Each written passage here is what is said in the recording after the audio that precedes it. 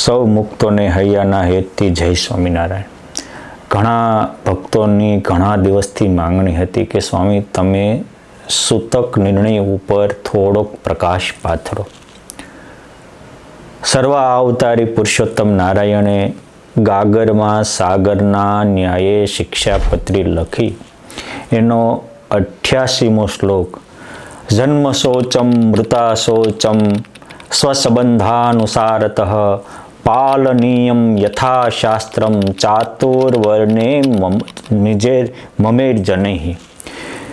મારા ચારેય વર્ણના આશ્રિત અર્થાત બ્રાહ્મણ, ક્ષત્રિય, વૈશ્ય અને શૂદ્ર, આ ચારેય વર્ણના મારા આશ્રિતોએ પોતપોતાના સંબંધને અનુસારે જન્મનું અને મરણનું સૂતક યથાશાસ્ત્ર એટલે કે શાસ્ત્રમાં બતાવેલા વિધિ પ્રમાણે પાળવું. જો એ શાસ્ત્રના વિધિ પ્રમાણે સૂતક ન પાળે તો એક સૂતકથી બીજું સૂતક આવે ત્યાં સુધી એ વ્યક્તિ સૂતકી ગણાય અને સૂતકી વ્યક્તિએ આપેલા પિંડદાન કે કરેલું સત્કર્મ એ પરમાત્મા સ્વીકારતા નથી. જે ભગવાને સૂતક પાળવાનો નિર્ણય આપ્યો છે એ જ ભગવાને એના ફળ આપવાનો નિર્ણય પણ આપેલો છે. માટે સૂતક પાળવું જોઈએ.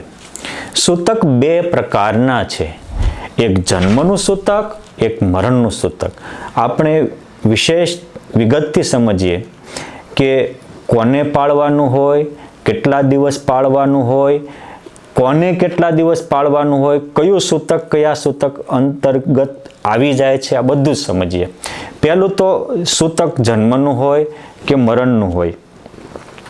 આ કોઈ પણ સૂતક હોય, આ સૂતક બંને સૂતક 7 પેઢી એટલે કે સંબંધ બે પ્રકારના કીધું ને કે સ્વસંબંધાનુસાર હતા, એટલે એક સપિંડ સંબંધ અને એક સોદર સંબંધ.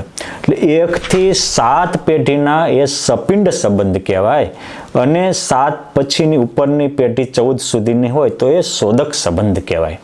એટલે 1 થી 7 પેઢીના સંબંધીઓ હોય એને જન્મનું સૂતક હોય કે મરણનું સૂતક હોય એ 10 દિવસ પાળવાનું હોય અને 7 પછી 8મી પેઢીથી કોઈને સંબંધ લાગુ પડતો હોય તો એને 8 થી 14 સુધી 3 દિવસનું અને એનાથી કોઈ પછી દૂરનું સંબંધ હોય અને એ પણ પરંપરામાં પેઢીમાં આવતો હોય તો ફક્ત 1 દિવસનું પાળવાનું હોય.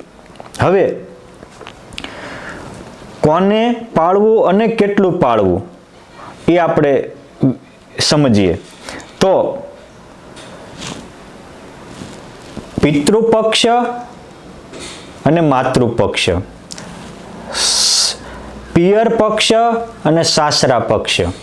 પ્રથમ નિર્ણય આપણે સાસરા પક્ષનો આપીએ તો પરણેલી સ્ત્રી હોય અને એને એના પિયરમાં મૃત્યુ થાય અર્થાત એના માતા પિતાને ઘરે મૃત્યુ થાય, લગ્ન થઈ ગયા હોય અને માતા પિતાને ઘરે મૃત્યુ થાય તો એના માતા પિતાએ 3 દિવસનું અને ભાઈઓએ કુટુંબીજનોએ ઓનલી ફોર 1 જ દિવસનું પાળવાનું હોય અને એના સાસુના પક્ષ હોય અર્થાત એના જે પતિ એ પક્ષના હોય એને 10 દિવસ પાળવાનું.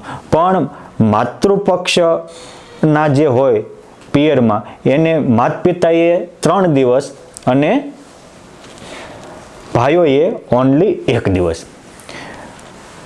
પોઈન્ટ 2 કે એ પરણેલી સ્ત્રી છે એ ઘણીવાર પ્રથમ સંતાન એના માતા પિતાને ત્યાં જન્મ આપતા હોય છે તો એના માતા પિતાને ત્યાં એને જન્મ થાય અર્થાત પિયરમાં જન્મ થાય બાળકનો તો પણ એના માતા પિતાએ એ દીકરીના માતા પિતાએ 3 દિવસનું અને એના ભાઈઓએ 1 દિવસનું પણ એના પતિ પક્ષનાએ 10 દિવસનું સૂતક પાળવાનું હોય. ચેતન સાથે જોડાયેલા ધર્મ ચેતનવંતા છે એટલે પહેલામાં તો જમાનામાં તો આખી પરિવાર પદ્ધતિ હતી અને 4-4, 5-5 પેઢીના બધા ભાઈઓ બધા પરિવારમાં રહેતા. આ સૂતક એક પ્રકારનું વિજ્ઞાન છે. કોઈ પણ વ્યક્તિને જ્યારે માતા બાળકનો જન્મ આપે તો જેમ રજસ્વલા નારી થાય એ વખતે જે એમના શરીરમાંથી અમુક પ્રકારના જંતુઓ જે બીજાને રોગ કે હાનિ પહોંચાડનારા હોય એવા જ જંતુઓ એ સૂતક થયેલી નારીમાંથી પેદા થતા હોય છે. એટલે જેને પુત્રને જન્મ આપ્યો એ માતાએ 30 દિવસનું અને જો એને દીકરીને જન્મ આપ્યો હોય તો 35 દિવસ કે 40 દિવસનું પાળવું એવો એક ઋષિનો મત છે. એ માત્ર જન્મદાતા માતાના માટે છે. બાકી એનો પતિ પણ 10 દિવસે સૂતકથી મુક્ત થઈ શકે છે. હવે દીકરો હોય કે દીકરી હોય હજી જન્મ્યો છે અને એને મોઢામાં દાંતે નથી આવ્યા અને એનું મૃત્યુ થાય તો નાવાથી જ તે સૂતક પૂરું થઈ જાય છે અને કોઈ પક્ષીને ઝાઝુ સૂતક લાગતું નથી. પરંતુ દાંત આવ્યા હોય અને હજી બાબરી ન ઉતારી હોય અર્થાત 16 સંસ્કાર કહેવાય, મુંડન કહેવાય. ભગવાન સ્વામિનારાયણના 2.5 વર્ષ બાદ મુંડન કરાવ્યું એટલે ત્યાં સુધીનો જે સમય છે ત્યાં સુધીમાં કોઈ દીકરો કે દીકરી મૃત્યુ પામે તો એ વ્યક્તિએ ઓનલી ફોર 1 દિવસનું સૂતક લાગે. હજી દાંત ઉગ્યા ન હોય અને 10 જ દિવસ થયા હોય તો ખાલી સ્નાન જ સૂતક લાગે. પરંતુ આ હોય 16 સંસ્કાર બાકીનું તો 1 દિવસનું લાગે. અને 16 સંસ્કાર થઈ ગયા પણ હજી ઉપવીત સંસ્કાર નથી થયા અર્થાત જનોઈનો સંસ્કાર નથી થયો. જોકે પહેલાના જમાનામાં બ્રાહ્મણ, ક્ષત્રિય, વૈશ્યો બધા જ જનોઈ ધારણ કરતા હતા. એટલે એને દ્વિવાર જાતા ઇતિ દ્વિજઃ, 2 વાર જેનો જન્મ થાય, એક માતા પિતા થકી ને એક જનોઈનો સંસ્કાર એટલે સદગુણોનો સંસ્કાર.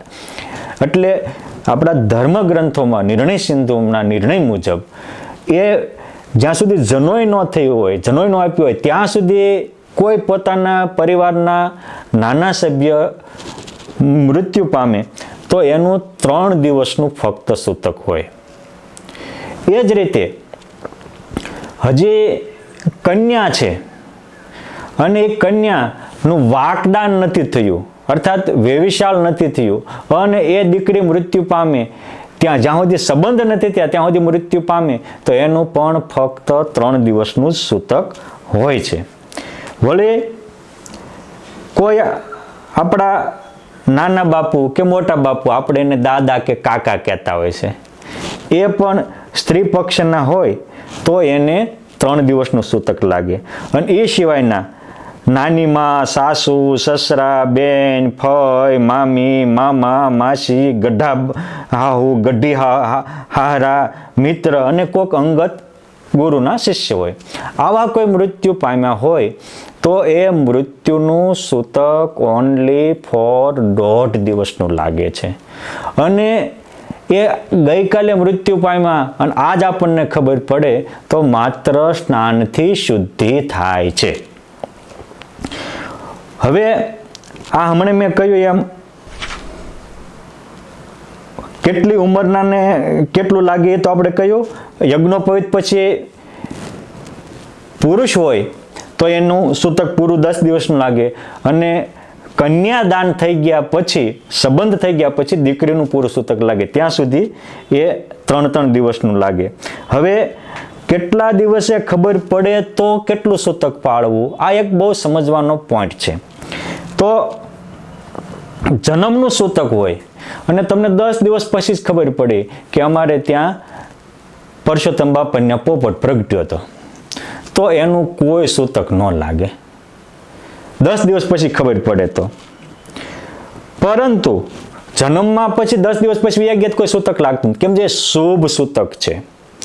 અને મૃત્યુ હોય અને મૃત્યુ કોઈનું થઈ ગયું અને આપણને 3 મહિના પછી ખબર પડી કે અમારા કોઈ દૂર દૂરના સગા સંબંધી આ સમયે આ કારણોસર મૃત્યુ પામ્યા હતા. તો એ આપણા સપિંડ હોય એટલે કે 7 પેઢીમાં આવતા હોય તો 3 દિવસનું સૂતક લાગે, અને 3 મહિના પછી ખબર પડે તો 1.5 દિવસનું સૂતક લાગે, અને 9 મહિના પછી ખબર પડે તો સ્નાન કરો એટલે પૂરું. એટલે આ સમય બતાવ્યો છે. બીજું, કયું સૂતક કયા સૂતકને બાદ કરે? તો મેં કહ્યું એમ જન્મ સૂતક એ શુભ સૂતક છે અને મૃત્યુ સૂતક છે તે અશુભ સૂતક છે. તો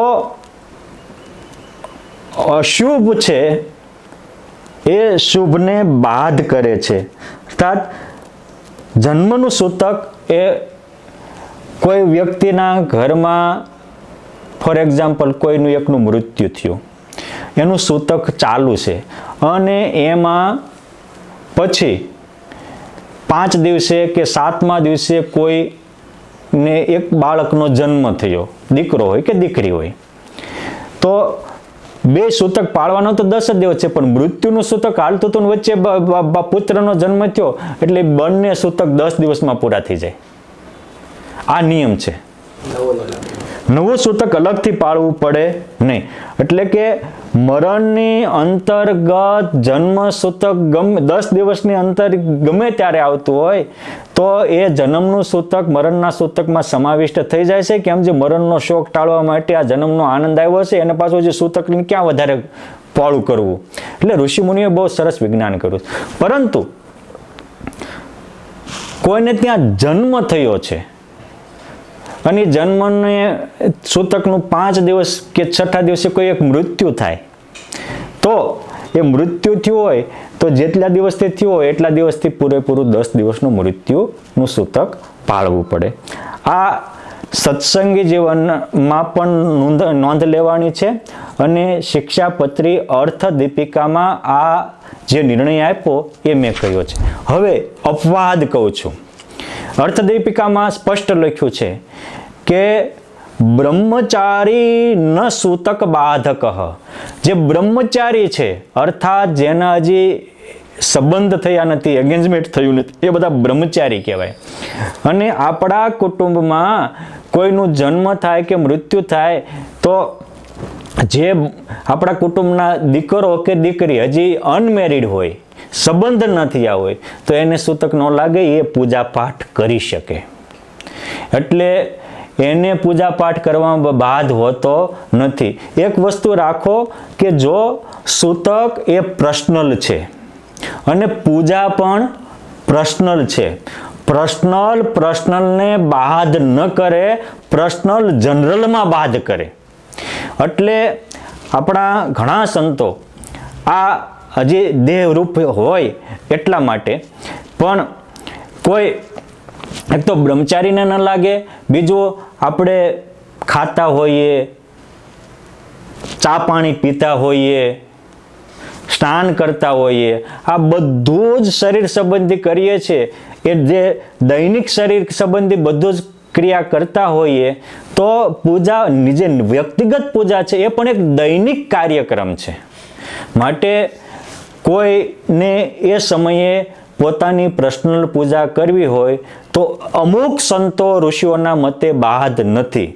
બાકી તમારે બાદ રાખવો હોય તો તમારી પર્સનલ અમુક ઋષિ મુનિઓએ બાદ ગણ્યો છે. એના 2 પ્રકાર છે. એટલે આ સૂતક માટે પર્સનલ પૂજાની બાદ. પરંતુ હા, જ્યાં મોટું મંદિર છે, દેવસ્થાન છે અને જ્યાં દેવોની સેવા પૂજા નિયમિત થાય છે, ત્યાં એ દેવોના પૂજારી હોય, સંતો હોય કે બ્રહ્મચારી બ્રાહ્મણ હોય, એમને પૂરું સૂતક લાગે, એ મંદિરની સેવા પૂજા કરી શકે નહીં. પોઈન્ટ 2, એ આપણા ઘરે સૂતક છે તો મંદિરે જવાય કે ન જવાય? આ ઘણા પ્રશ્ન પૂછતા હોય છે. પ્રેમથી જવાય. સૂતક હોય એ સમયે મંદિરે જાવું, ભગવાનના કથા કીર્તન કરવા કે ધૂન ભજન કરવા, એમાં કોઈ બાદ નથી ભગવાનના દર્શનનો. હા, તમે મંદિરની અંદર જઈને પૂજા ન કરી શકો, ભગવાનનો સ્પર્શ ન કરી શકો કે મંદિરના પૂજારીનો સ્પર્શ ન કરી શકો, આ સ્પર્શ વિવેક જરૂરી છે. પોઈન્ટ સમજવા જેવો હજી એક છે કે તમે રહો છો ભારતમાં અને તમારા દીકરા રહે છે વિદેશમાં, તો આ સૂતક ખાસ એક વિજ્ઞાન છે અને આપણે રોગથી બચી શકીએ એવા હેતુથી આપણા ઋષિઓએ આ વિજ્ઞાનને ધર્મના પ્લેટફોર્મ ઉપર મૂકેલું છે. એટલે કીધું છે કે વચ્ચે જેટલી નદી આવે, જંગલ આવે કે સમુદ્ર આવે કે પહાડ આવે એટલા દિવસ સૂતકના કપાઈ જાય છે. શું કામ? ત્યાંથી તમને લાગુ જ નથી પડતું.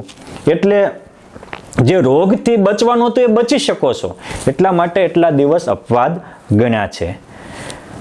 પોઈન્ટ 3, આપતકાળ છે, જેમ કે ભૂકંપ આવ્યો, અતિવૃષ્ટિ અનાવૃષ્ટિ થઈ, અચાનક કોઈ અકસ્માત સર્જાણો અને એમાં 5-25 વ્યક્તિઓ મૃત્યુ પામ્યા, તો ત્યાં કોઈ સૂતક લાગતું નથી.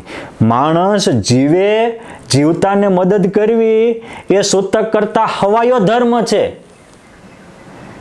એક ભાઈ ભાલ પ્રદેશમાં જતા હતા ને અજાણ્યા હશે દેશથી, એટલે કીચડમાં ચોમાસાના સમય લપટીને પડી ગયા.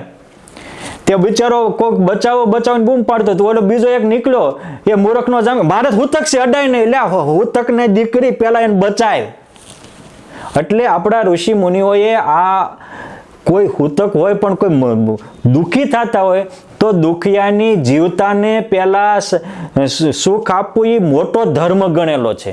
એટલે જીવતદાન વખતે યુદ્ધ થાય અને હજારો મરી જાય તો જેટલા બચ્યા છે એને બચાવવા એ મોટો ધર્મ છે. ત્યાં સૂતક ધર્મ લાગુ પડતા નથી. માટે સૂતક નિર્ણયમાં આટલા વસ્તુ પૂજાપાઠ માટે જે વિધિ કીધી, ઘણાને તો એવું જ હોય છે કે હુતક આવ્યું એટલે હાશ હવે પૂજા કરવી મટી. મારા વાલીડાઓ મંદિરમાં પૂજાની પેટી મૂકી આવે પછી 15 દિન 20 વિધિ લેવાનું આવે. અરે તારે છોકરો જન્મ હોય ને તો તાર 10 દિવસ પૂરું થઈ જાય. તારા બીજી ત્રીજી પેટી જે જન્મ આવે એને એટલે બધું હું કામ ઓલું કરે છે? પણ આ એ પ્રથાથી પૂજા કરે છે, પ્રેમથી પરમાત્માને પોકારતો નથી.